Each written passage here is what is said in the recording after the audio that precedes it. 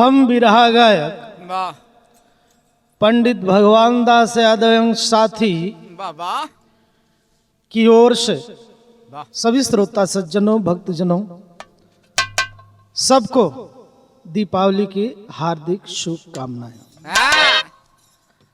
धार्मिक संगठनों वाह एवं यदुवंशी संगठनों की ओर से वाह वाह संस्थाओं की ओर से मांग पर यह भी रहा श्री कृष्ण का नाम गोपाल क्यों। शोरदा मास्टर।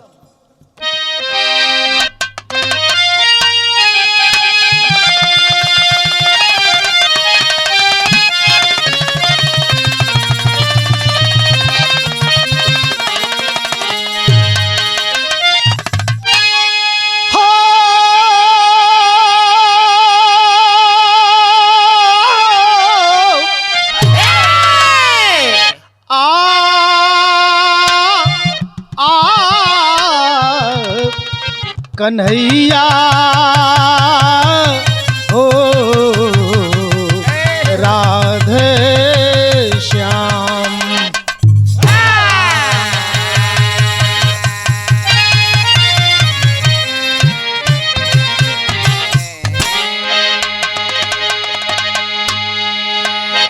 भूमिका में वाह कवि ने बाबा आम जनों को, हम मनुष्यों को जीवन जीने की कला बताते हुए वाह कर्मयोगी वाह दुनिया के प्रणेता वाह वाह भगवान श्री कृष्ण के विषय में आरंभ किया है। कहना है कैसे।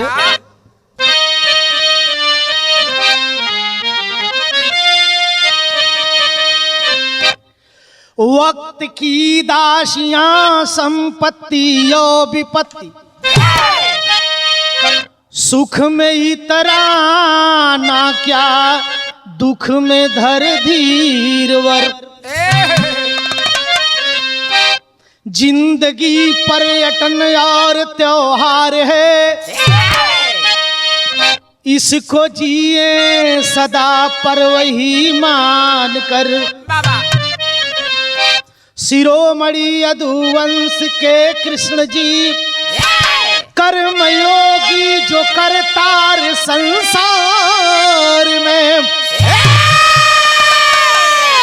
बालपन में एक लीला प्रकट कर दिए।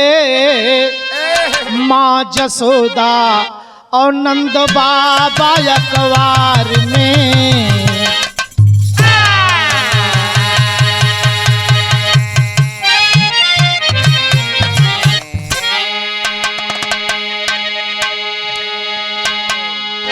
कैसे मास्टर।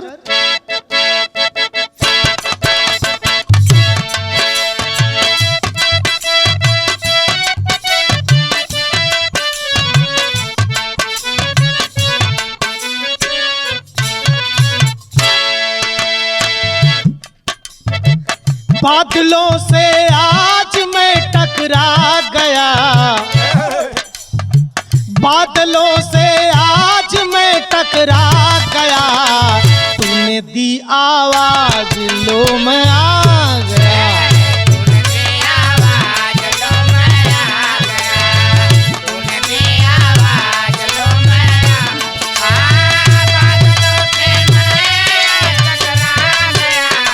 बादलों से आज मैं टकरा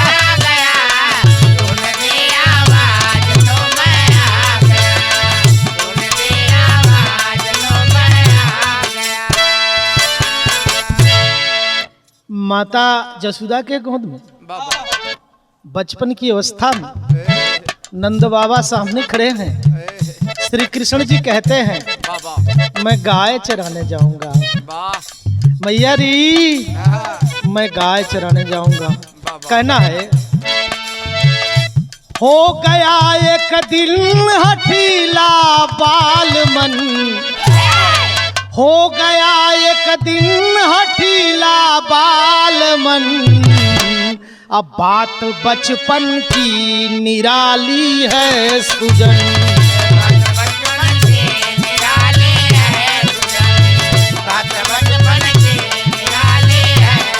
हाँ हो गया एक दिन हठीला बालमन।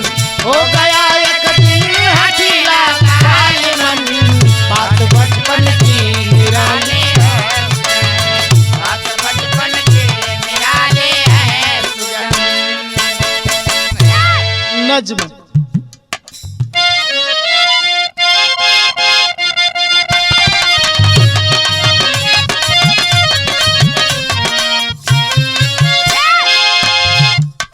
बाल हट के आगे लाचारी हो गई, बाल हट के आगे लाचारी हो गई, कविता में कभी कलम से लयदारी हो गई।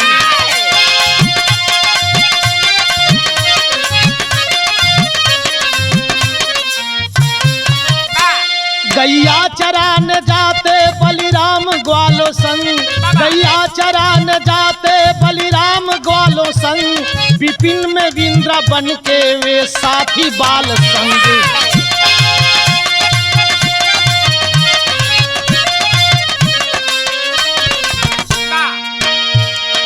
कहने लगे, कहने लगे कन्हैया गैया चराऊंगा, कहने लगे कन्हैया गैया चराऊंगा, बलिराम भैया संग में वन में मैं भी जाऊंगा।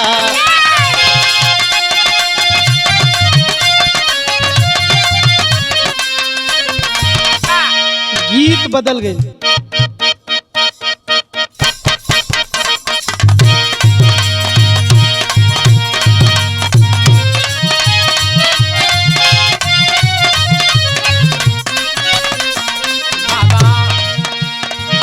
काट कुस गाड़ी पैया,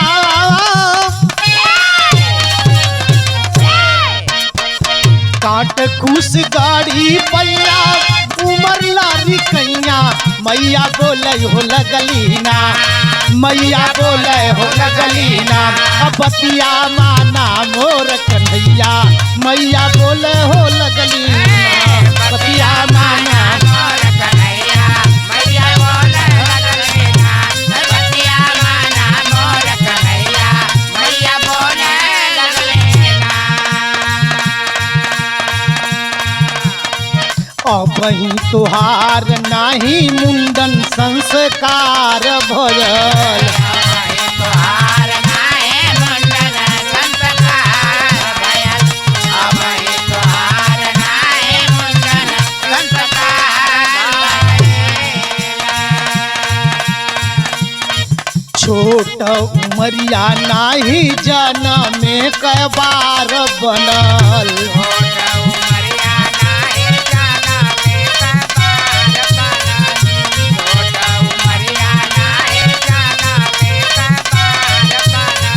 जंगल झार गईले होई दुख दैया, मैया बोले हो लगलीना, मैया बोले हो लगलीना, बतिया माना मोर कन्हैया, मैया बोले हो लगलीना, बतिया माना मोर कन्हैया, मैया बोले हो लगलीना, मैया माना मोर कन्हैया, मैया बोले हो लगलीना।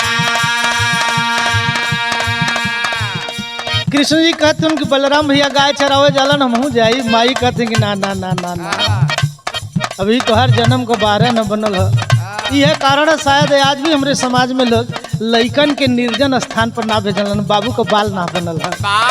देखे कभी का एक तर का गीत बदल गई।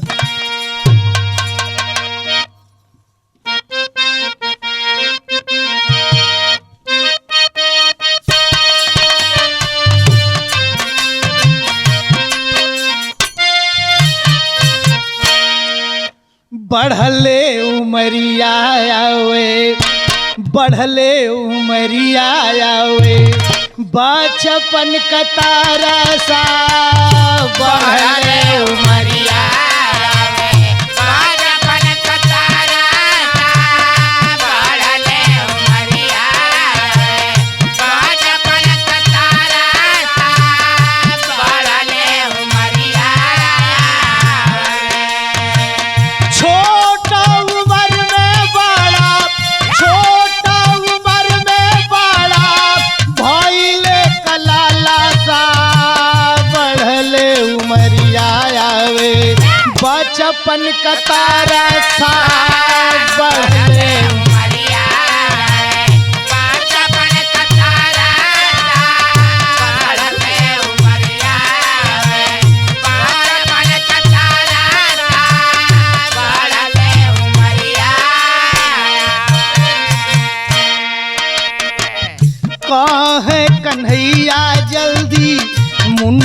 करवावा मैया।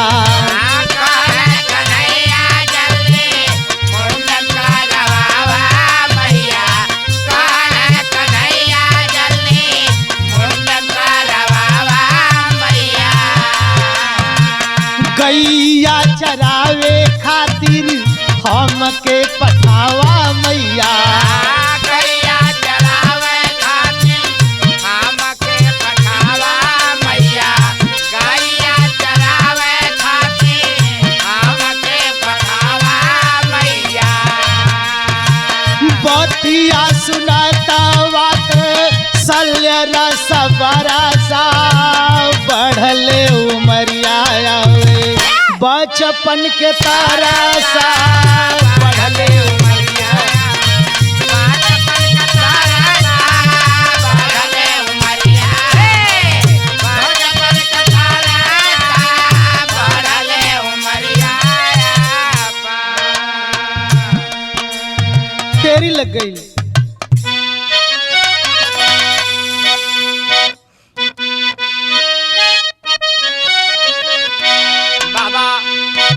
अरे जगत के रंग बाज कैसन ए भैया जगत के रंग बाज ऐसन कारण बिना न हो वही जग में कौनो काज। अरे हम काज तह ठकिए भगवान भूई लोटे दुख मान। जैब जंगल दरम्यान मूड बनवाईब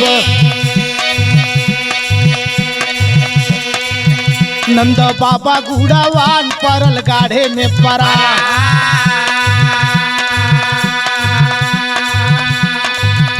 अखिल गईल भूलान के ही समझाईब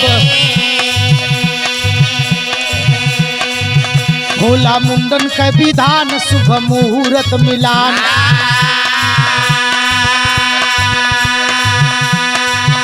तर्क देई देई महान उन्हें भूलवाईब तकैले इतना परेशान गए बाबा उबियान बोली माता जी जुबान मूड बनवाई।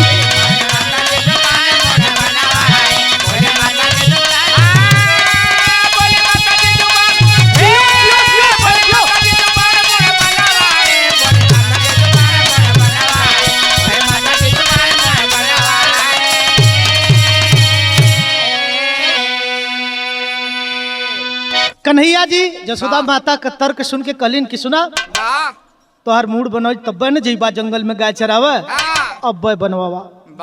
लइकन का हट जनता हुआ कलन बड़ा विधि विधान होला तमाम लोग तर्क देते हो तो ना गाय चरावे जाई तो हम जाई।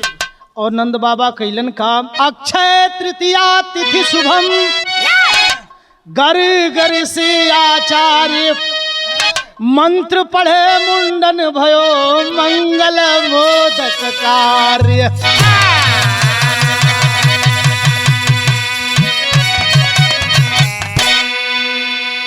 बड़ा लोग समझाओ तो उन कन्हैया जी कथों की चराव जइब गैया चराव जइब गैया अमान ना कन्हैया हो चराव जइब गैया।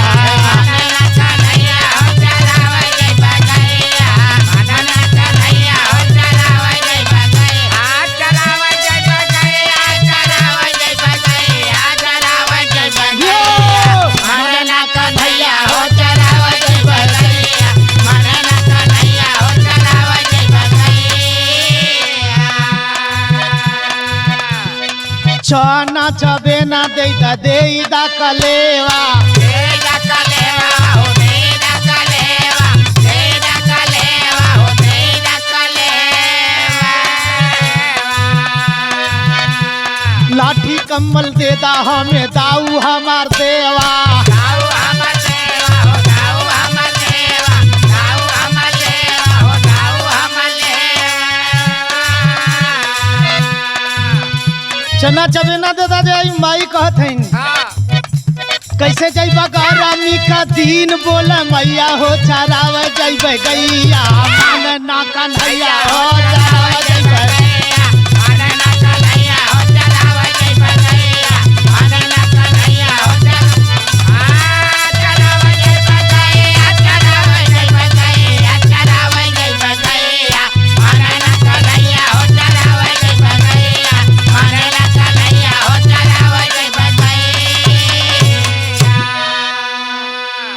जन विद्वान जन ध्यान दें।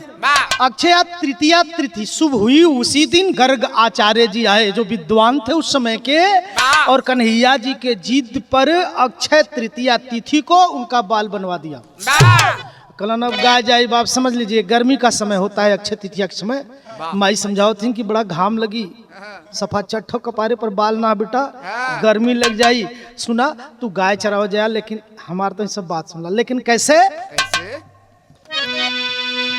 तब बरसाई बदरा तानी, बरसाई बदरा तानी, नभ छठारिया हो मतरिया, बोल गैया कन्हैया, नभ छठारिया हो मतरिया, बोल गैया कन्हैया, नभ छठारिया हो मतरिया, बोल गैया कन्हैया। कन्हैया जी कथुन की गैया चरावे बदे छटवली, आपन सुंदर लटकटवली, मनली बहुत अब ना मानब, बनग्वाल संग हम लाठी तानब, माता कहाँ सुनाए सैया, माता कहाँ सुनाए सैया, सूझे हमरे एक उपैया, रामा रामा रे मोरे, आवा घूम के संग में कुछ दू, आवा घूम के संग में कुछ दू, री डहारिया हो मतरिया, बोल गैया कन्हैया, डहारिया हो मतरिया, बोल गैया कन्हैया।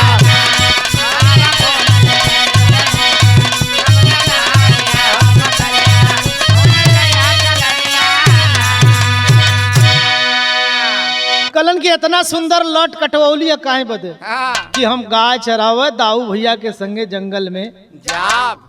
लेकिन माता जी कहतन कि नाना अब कोनो उपाय ना सुझत है सैया, नंद बाबा से जा कुछ दूरी तरले लइका न घूम के फिर चल आई। तब कवि जी लिखत हुन कि नंद के संगा जदू राइया, कि नंद के संगा जदू राइया, चरावे जाले हो गाइया,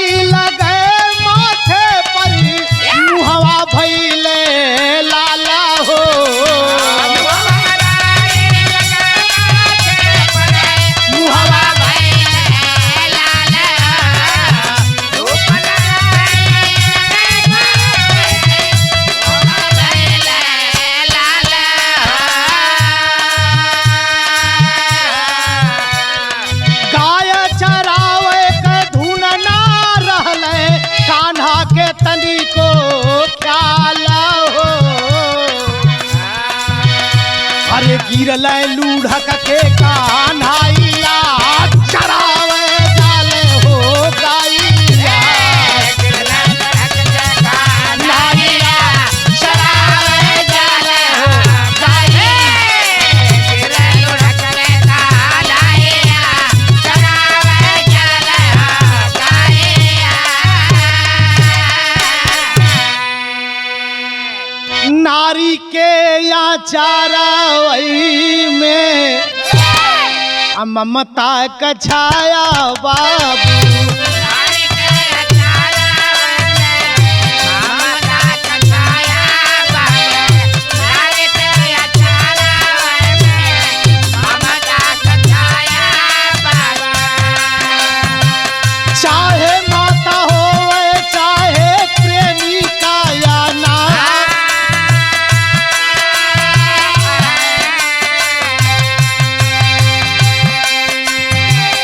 राहिया में मिल गई गोपियन संग ललिता बाबू, राहिया में मिल गई गोपियन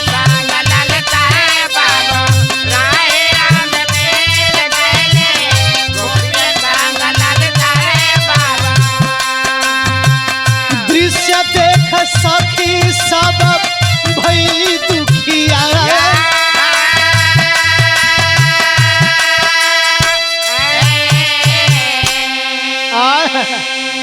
कन्हैया जी गाय चराव जात हुन सूरज भगवान कपारे पर उगल हुन पसीना से सलसलाइल मुंह लाल।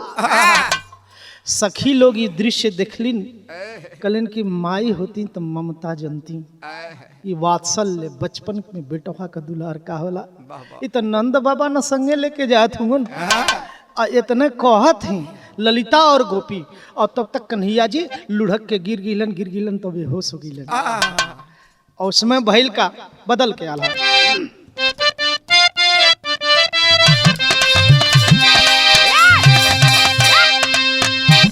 अरे कृष्ण के उठाए ललिता लहली गोदी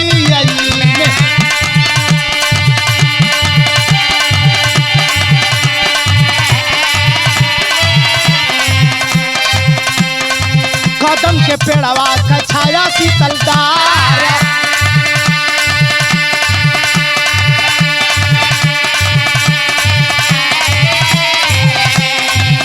अरे सखियन से चंदन का लेप मंगावा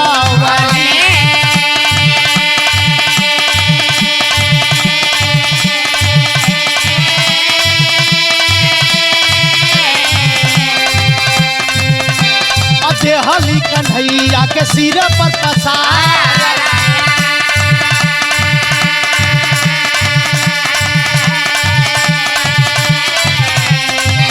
और कुंवारा कन्हैया ताना ताप दूरा भई लेता सरबत पियावली घोरा मिश्री लाची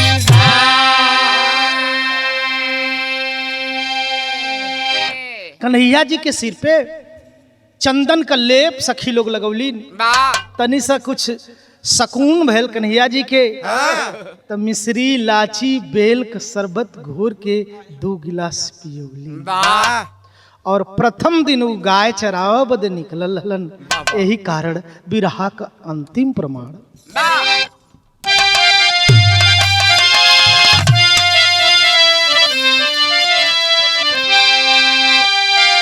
अरे गोचारण के प्रथम दिवसी यह हाल हो गया तो वही दिन से कृष्ण नाम श्री गोपाल हो गए।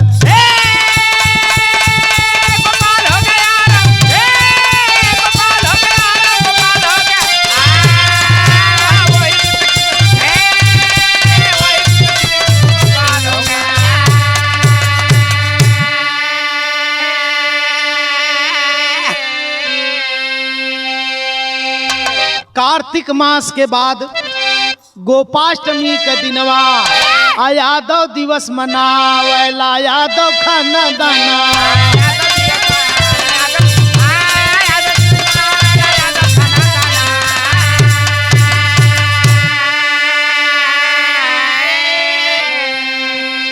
तो गो पूजन करके जग में ऊंचा भाल हो गया तो वही दिन से कृष्ण नाम श्री गोपाल हो गया।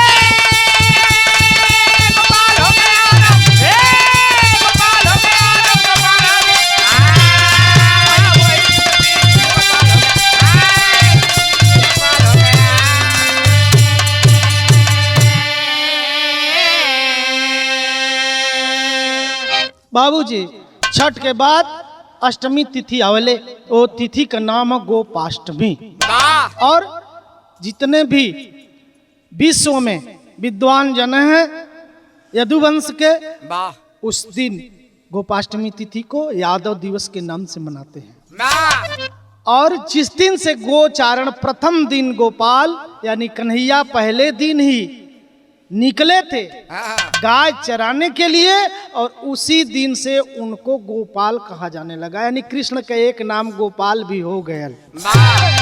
गुरु लक्ष्मण महाराज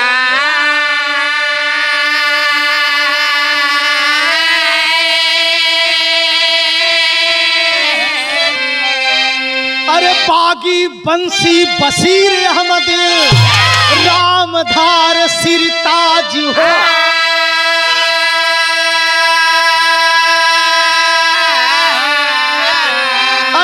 जगत का रंग साज ऐसन, अरे जगत का रंग साज ऐसन, दास भगवान चंद्रिका